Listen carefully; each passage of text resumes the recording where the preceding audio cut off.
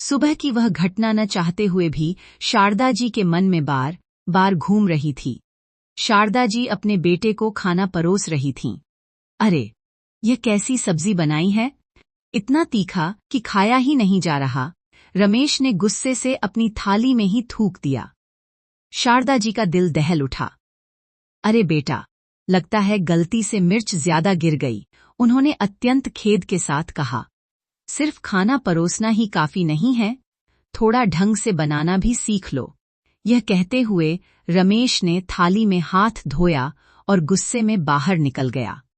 शारदा जी बेजान पत्थर की मूरत जैसी खड़ी रह गईं। इतने वर्षों से वही खाना बना रही थीं, पर आज पहली बार ऐसा हुआ था। जब स्वार्थ का रिश्ता टूटने लगता है तो सबको चिड़चिड़ाहट होने लगती है। जब तक वह एक मशीन की तरह काम कर रही थीं, किसी को कोई फर्क नहीं पड़ा। मांझी के इस हाथ के खाने से तो अब बीमार पड़ना और बिस्तर पकड़ना तय है। बहू ललिता ने यह बात जानबूझकर सास को सुनाने के लिए कही। शारदा जी अचानक अपनी यादों से बाहर आईं। शायद बहू ने कुछ कहा था। मेरे पास अब पैसे नहीं हैं, इतना बड़ा घर चलाना मेरे बस की बात नहीं है। मुझसे कुछ मत पूछना। रमेश चिड़चिड़ाते हुए ऑफिस चला गया। पिछले महीने तक शारदा जी के वेतन से घर की तमाम जरूरतें पूरी होती थीं, पर जैसे ही यह पता चला कि इस महीने से उनकी सैलरी नहीं आएगी, घर का माहौल ही बदल गया। क्या वह अब इस परिवार पर बोझ बन गई थीं? सच तो यह है कि उनकी नजर में वह अब एक सूखा हुआ पेड़ मात्र थीं। उनकी सेवानिवृत्ति ने सबके व्यवहार में कितना बड़ा बदलाव ला दिया था। एक समय था जब उन्हें इसी घर में कितना मान सम्मान मिलता था। शारदा जी का मन अतीत की ओर दौड़ पड़ा। वैवाहिक जीवन ने उन्हें सिर्फ 25 साल की उम्र में विधवा बना दिया था। 2 छोटे बच्चों की जिम्मेदारी उनके कंधों पर आ गई। उन्होंने पति की नौकरी संभाली और बच्चों को बड़े लाड़ प्यार से पाला। अपनी तकलीफें पी लीं और बच्चों के सामने हमेशा मुस्कुराहट का नाटक किया। उन्होंने कभी बच्चों की किसी जिद को टाला नहीं। बेटी रजीता को पढ़ा लिखाकर एक अच्छे घर की बहू बनाया और इकलौते बेटे रमेश को उसकी पसंद की शिक्षा दिलाई, यहाँ तक कि पैसे देकर उसकी नौकरी भी लगवाई। वर्षों तक एक दिन रात मेहनत करने के बावजूद वह अपने बच्चों की खुशी देखकर अपनी थकान भूल जाती थीं। लेकिन उन्हें यह समझने में देर नहीं लगी कि उनकी मेहनत का फल वैसा नहीं मिला जैसा उन्होंने सोचा था। उनके सरल और निष्कपट मन ने बच्चों के कपटी प्रेम को समय रहते नहीं पहचाना। एक माँ के तौर पर उनका प्यार बच्चों के लिए था, पर बच्चों का प्यार उनकी कमाई के लिए था। जब वह नौकरी पर थीं, तो ऊपर से कितना सम्मान मिलता था। अरे माँ जी, आप रसोई में क्या कर रही हैं? बहू ललिता ने बड़े आश्चर्य से पूछा था। क्यों बहू, क्या मैं औरत नहीं हूँ? क्या मैं खाना नहीं बना सकती? शारदा जी ने मुस्कुराते हुए सब्जी चलाते हुए कहा। वैसी बात नहीं है, इतने दिनों तक आपने नौकरी और घर दोनों संभाले। अब आप आराम कीजिए, आपकी सेवा की जिम्मेदारी मेरी है। ललिता ने बड़े अपनत्व से उनका हाथ पकड़कर कहा था। बेटा, मुझे यह सब काम बोझ नहीं लगता, आखिर आदत है मुझे, शारदा जी ने जवाब दिया। कुछ भी हो, अब से आप रसोई में कदम नहीं रखेंगी। यह आपके बेटे का हुक्म है और मेरी विनती, ललिता ने लाड से कहा। रमेश ने भी प्यार से कहा, हाँ माँ, अब ललिता को करने दो। शारदा जी को अपनी बहू पर बहुत गर्व हुआ। ऑफिस जाने के समय बहू न केवल खाना बनाती, बल्कि उनकी साड़ियां तक तैयार रखती थी।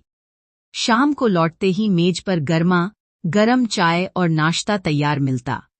नाती पोतों के साथ खेलते हुए उन्हें दिन भर की थकान का एहसास तक नहीं होता था। बहू के इस प्यार ने शारदा जी के मन में उसके लिए सम्मान दोगुना कर दिया था।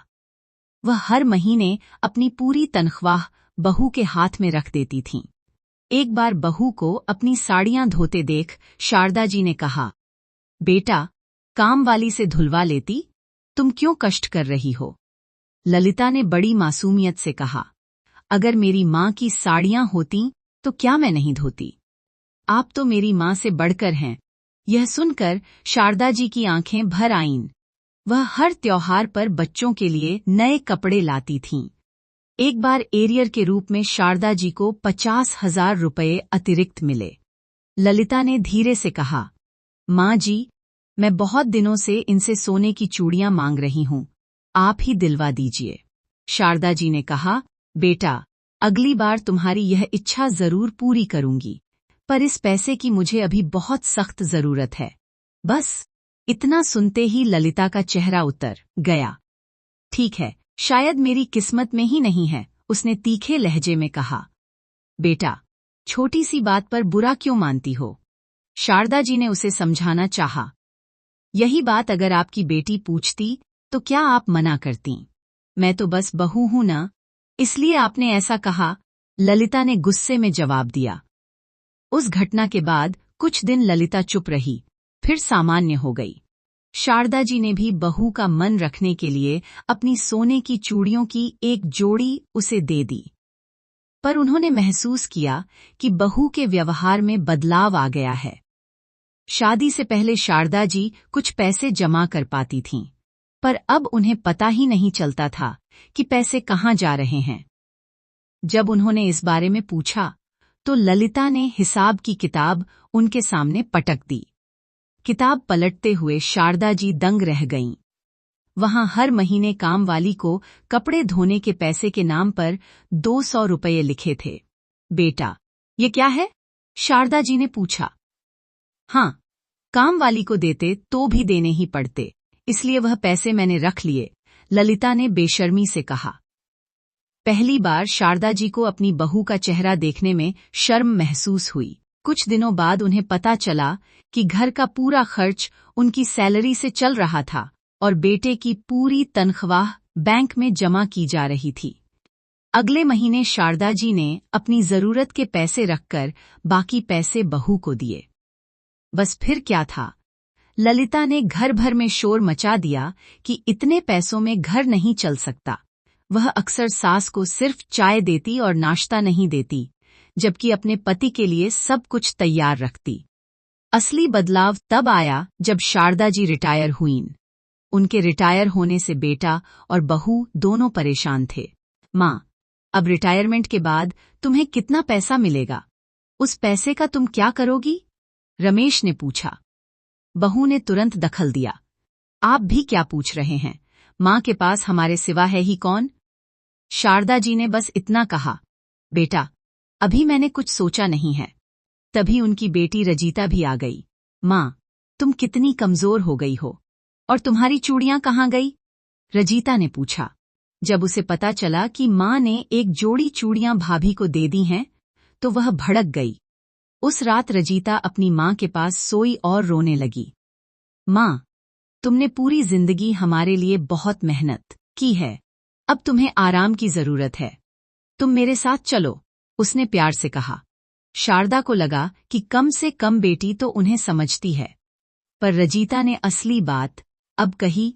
माँ, नौकरी के समय तो तुमने पूरा पैसा भाई के परिवार पर लुटा दिया, पर अब रिटायरमेंट का सारा पैसा मुझे मिलना चाहिए। मैं तुम्हें अपनी पलकों पर बिठाकर रखूंगी।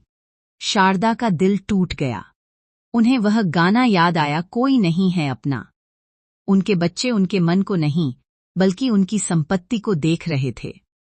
अगली सुबह बहू ने फिर सुनाते हुए कहा, तब तो नौकरी थी, अब घर पर ही हो तो खाली बैठने से अच्छा है घर का काम करो।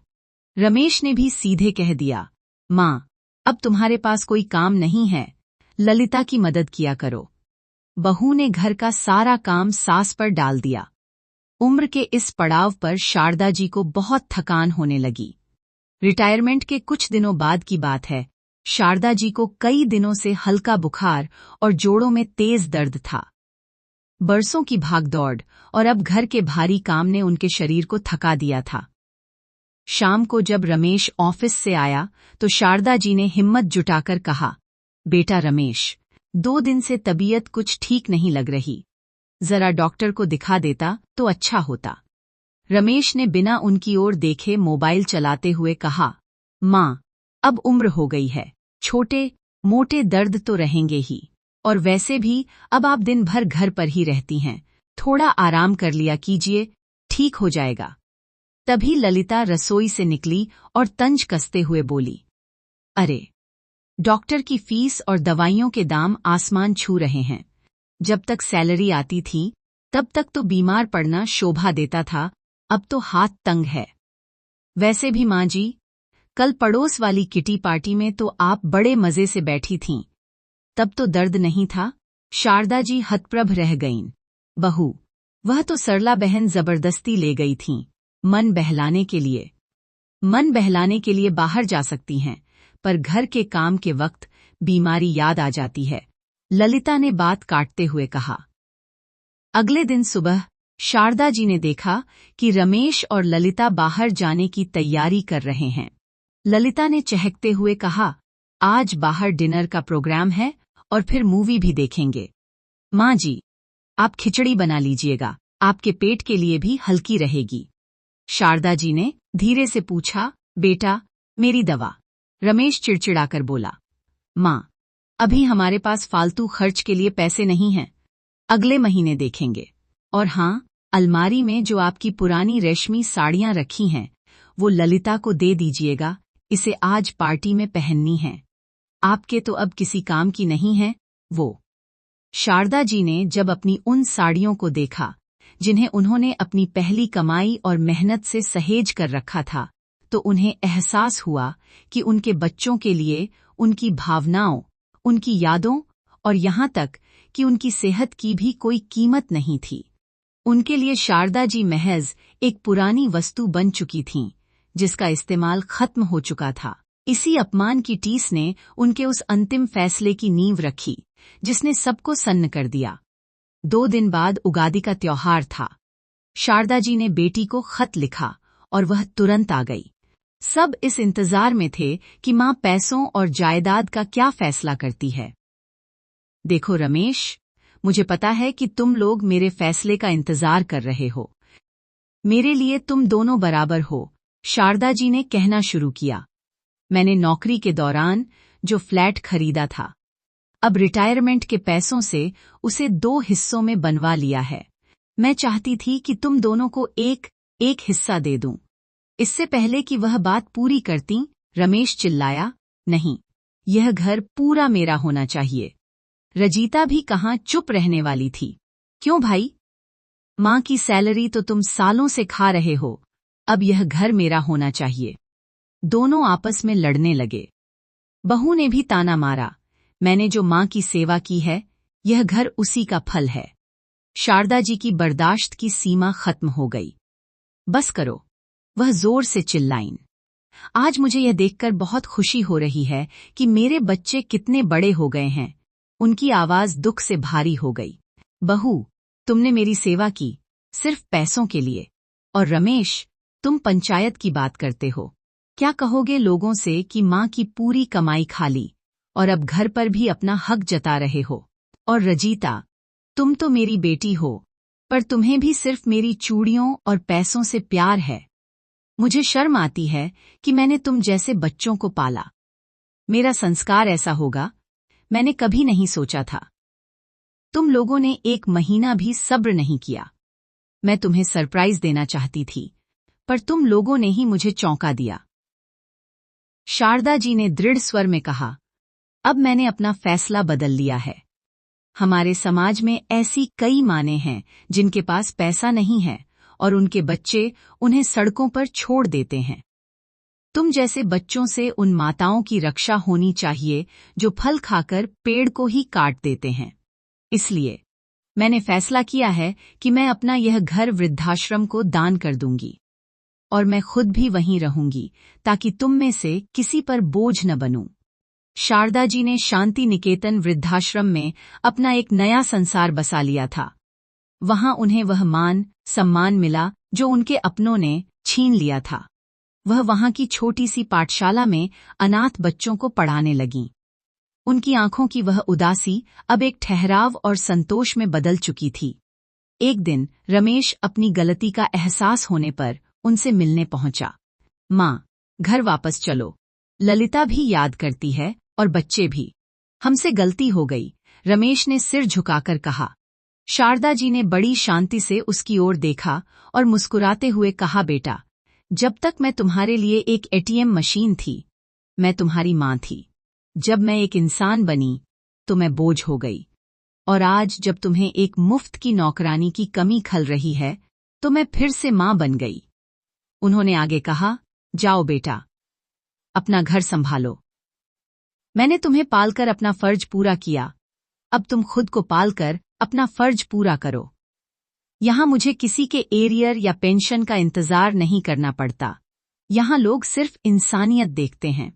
शारदा जी मुड़कर बच्चों की कक्षा की ओर बढ़ गईं और रमेश वहीं खड़ा अपनी हार और खोई हुई गरिमा को देखता रह गया। अगर आप शारदा जी के जगह पर होते तो क्या करते, कमेंट में जरूर लिखिए। यदि आपको वीडियो पसंद आया तो कृपया लाइक करें और हिंदी वॉइस चैनल को सब्सक्राइब करें। और भी अच्छी अच्छी कहानियों के साथ फिर मिलती हूं। कहानी देखने के लिए धन्यवाद।